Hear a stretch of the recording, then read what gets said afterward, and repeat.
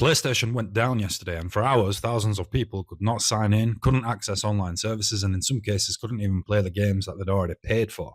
Honestly, I think that exposes a much bigger problem with the gaming industry and modern gaming at large, because when you spend 60, 70, or £80 on a digital game, do you actually own it?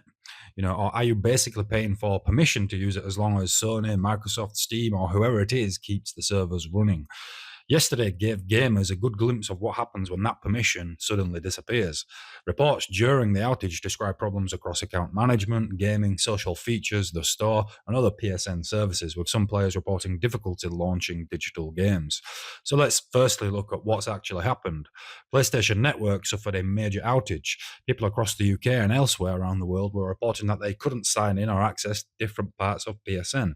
Sony eventually acknowledged that its services were having problems, facing issues, and began to restore them. And at this point, the network appears to be back up for most people. So this video isn't really about complaining that PlayStation was offline for a few hours, because technology break, things happen, servers go down. I think the interesting part of this story is that what people have realized while this was going on. Because the weird part is that, imagine buying something physical. You buy a book, you take it home, Amazon suddenly goes offline, the book doesn't then disappear into the ether.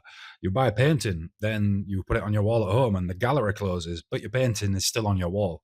You buy a game digitally, and depending on how that game works, suddenly your access can depend on an account, licensing, or a server, an internet connection, and that is a very different idea of ownership. Essentially, to be fair, it doesn't mean that every digital PlayStation game stopped working yesterday. Plenty of offline games remained playable.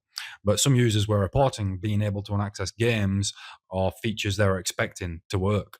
And that is the bigger point, because convenience is changing the game.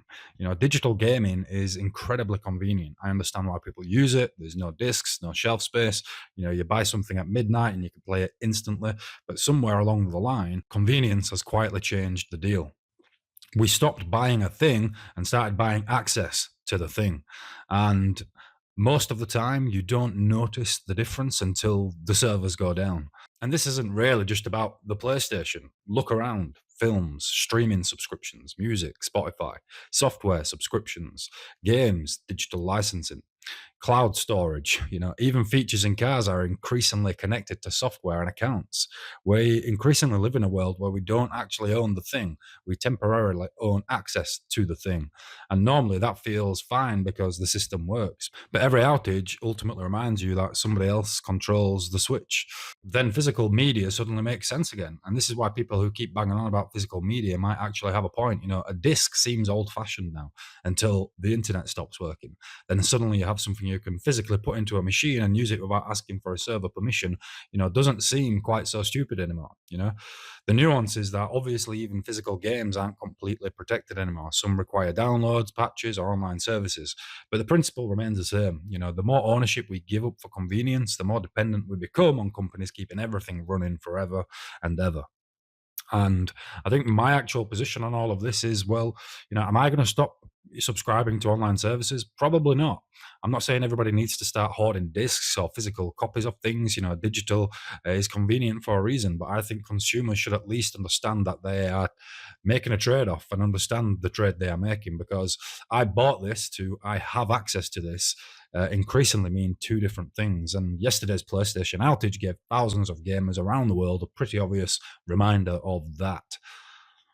For now, PlayStation is back. Most people will forget about this within a couple of days, like they do everything else that hits the news. They'll log back in and carry on playing. But I think the bigger question ultimately is worth remembering. When almost everything we buy becomes digital, and access depends on an account, a company, a server somewhere, how much do we really own? Because convenience is, fantastic and brilliant, right up until somebody else controls whether the thing you paid for actually works. This is Jake O'Neill Talks, honest commentary on modern life.